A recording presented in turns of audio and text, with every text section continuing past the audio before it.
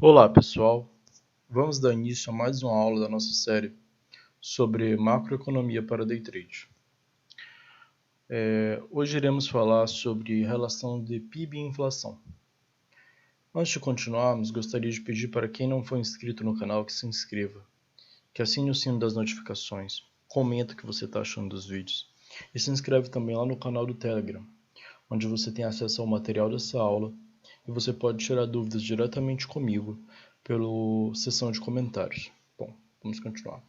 Primeiramente, gostaria de dizer que essa aula será dividida em duas. A primeira aula eu irei apresentar esse pequeno modelo que nós iremos debater hoje, e a segunda iremos fazer algumas análises em cima dele. Bem, esse modelo que eu vou apresentar hoje é um modelo bem simples, didático, que dá para você ter uma noção mais ou menos de como funciona aí alguns fatores da economia. Tá?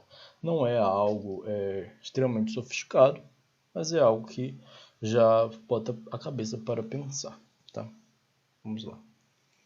Nesse modelo a gente vai definir alguns pontos, certo?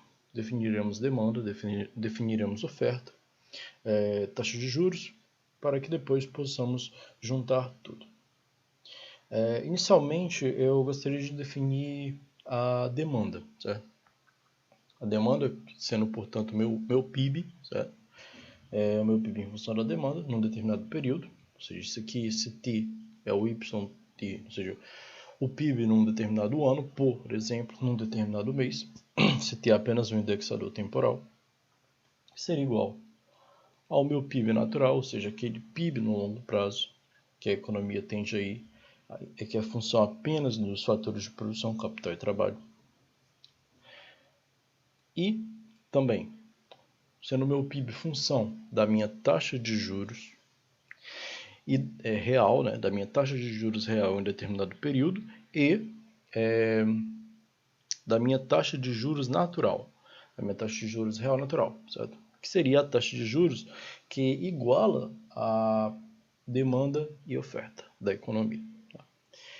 O meu epsilon, num determinado período, é um choque, que seja positivo ou negativo, no meu PIB. A exemplo, por exemplo, uma política fiscal expansionista, ou seja, o aumento dos gastos do governo, eles tendem a gerar um impacto positivo, assim, fazendo uma análise bem simplificada, e não vamos fazer uma análise achando que isso é necessariamente bom, mas do ponto de vista bem simples, por exemplo, uma política fiscal expansionista tende ali a elevar o PIB. Claro que isso pode ter consequências diversas, principalmente no aumento do risco do país, no endividamento maior do Estado e explodindo em outras variáveis. Tá? Mas, para o nosso cenáriozinho aqui, por exemplo, uma política fiscal pode ser um choque positivo ou qualquer outro choque na economia mesmo, até aí a capacidade maior de produção. Tá?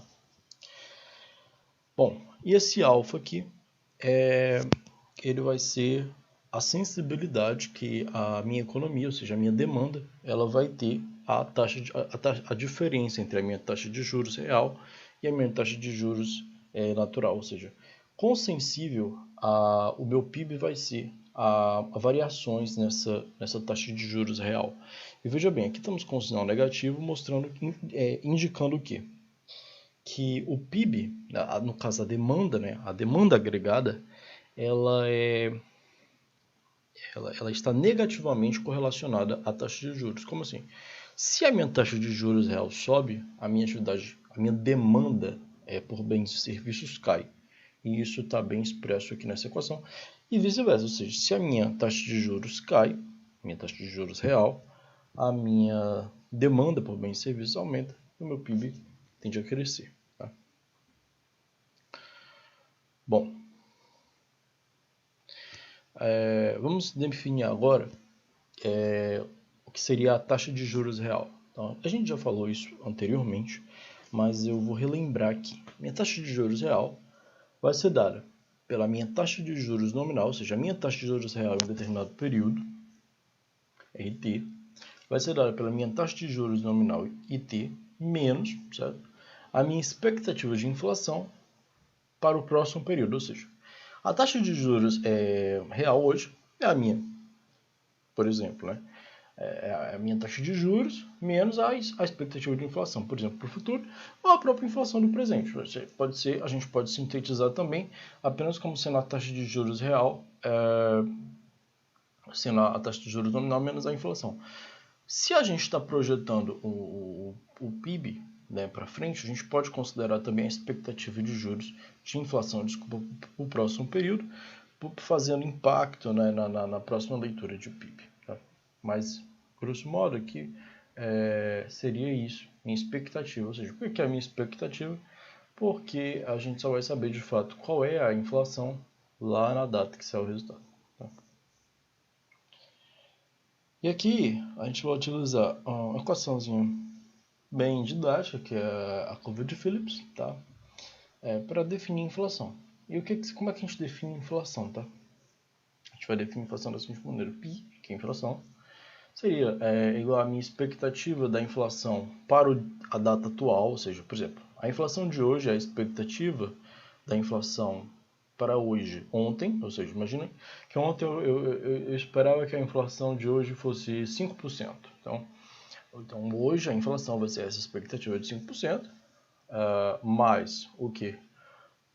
Um beta, que é também uma sensibilidade, e aí lembrar que o beta é positivo, vezes a minha diferença de variação entre o meu PIB, né, meu produto na data atual, e o meu produto natural. O que é o produto natural? Eu já falei, aquele produto na data atual também, né, que é ali a taxa que se no longo prazo o PIB alcança, que só depende dos fatores de produção.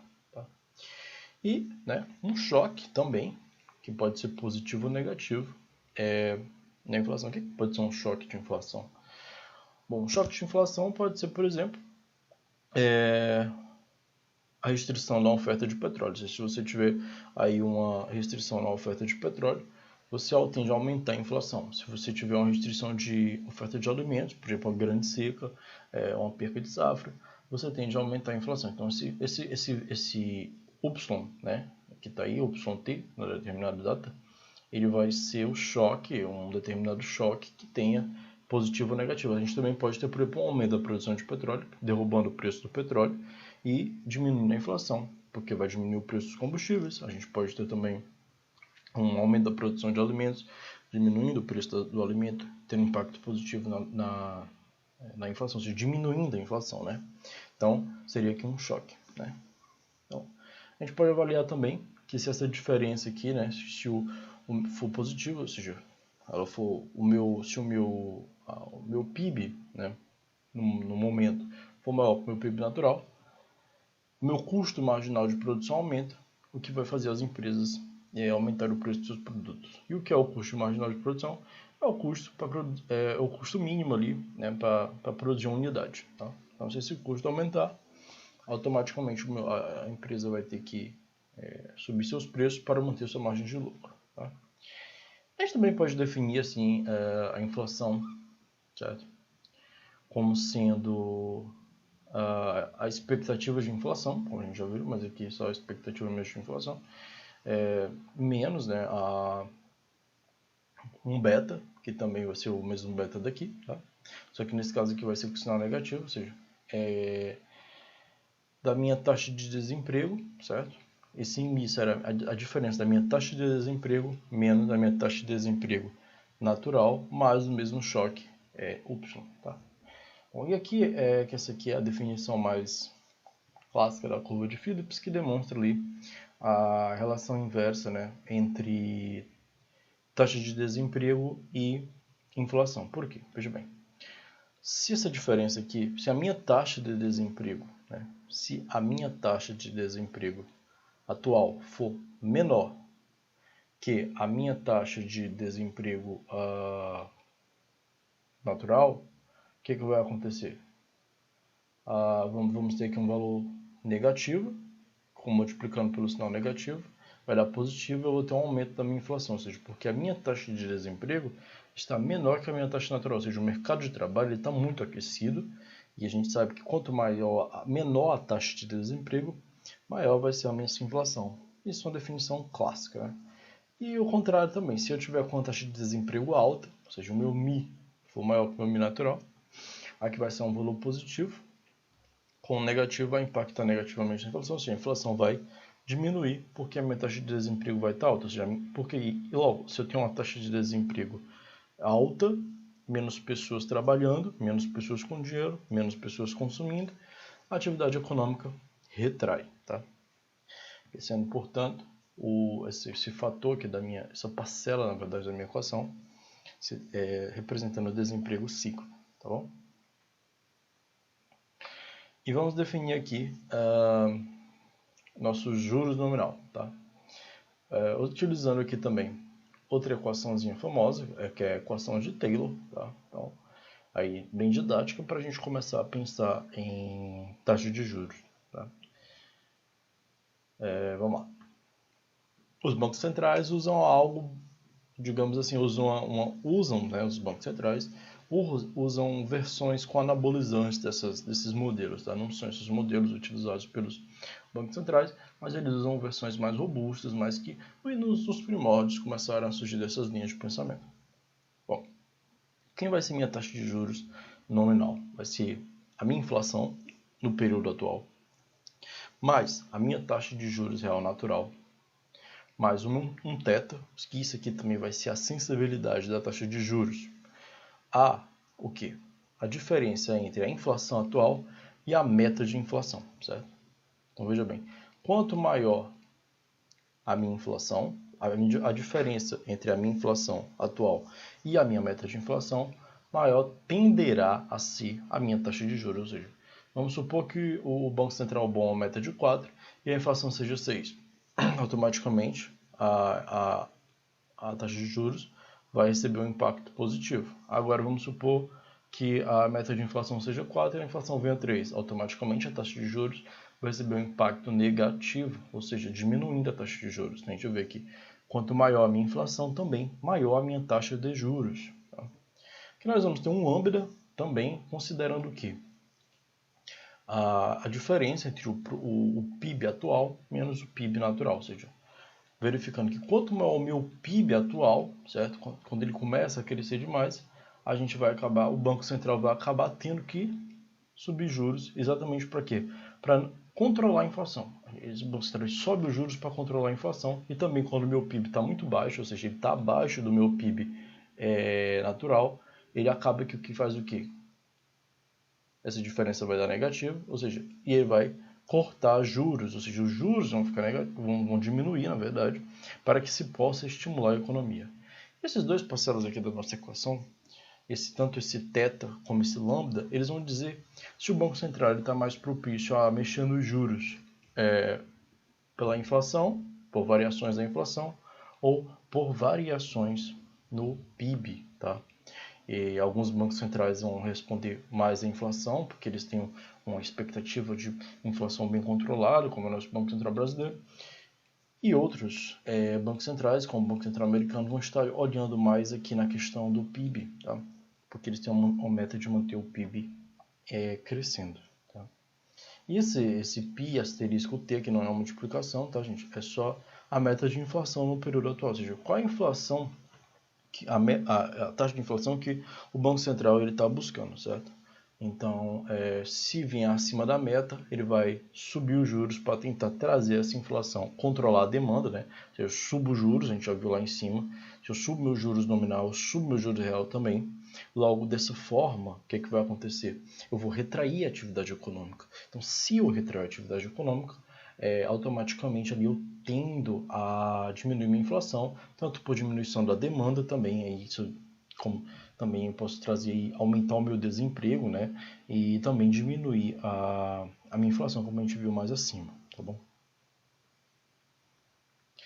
E aí, quem que vai ser a nossa oferta, nossa curva de oferta? Nossa curva de oferta, e aqui a gente vai utilizar mais uma simplificação, certo? Dizendo que vai ser basicamente a nossa definição de inflação, vai ser nossa curva de oferta, que vai ser, primeiro, definindo esse gráfico. O gráfico vai ser, que a gente vai analisar, vai ser um gráfico de inflação no eixo Y por PIB no eixo X. Então, a nossa inflação vai ser igual à inflação anterior, mais um beta, vezes a diferença entre o meu PIB atual e o meu PIB natural, e um choque que pode ser positivo ou negativo. Essa curva de oferta vai ser ascendente, tá bom? Isso aqui é a nossa curva de oferta, certo? E a nossa curva de demanda, certo? Vai ser decrescente, né? E vai ser definido como o quê? Como um determinado PIB, um intervalo de tempo, será igual a quem? Meu PIB natural, menos um alfa, que é aquela sensibilidade lá de cima do meu PIB, tá? Da minha demanda, certo? A gente vai ter aqui esse alfa aqui, tá? De onde vem essa equação? Antes de mais nada. Essa equação aqui, ela é uma mistura das equações lá de cima. Para simplificar, eu não fiz todo esse desenvolvimento. Eu apenas coloquei ela aqui porque o objetivo aqui é ser o mais sucinto possível. Então, vai ser o meu PIB natural, certo? Menos o meu alfa lá, que é um fator de sensibilidade, vezes o meu θ, vezes um K. Esse é o K, certo? 1 mais 1 sobre θ alfa, vezes... Aí aqui é o que a gente tem que analisar de fato. O que vai ser a minha demanda, né? A minha demanda ela vai ser influenciada pelo meu PIB natural, ou seja, definido pelos fatores de produção. Vai ser influenciada por quem?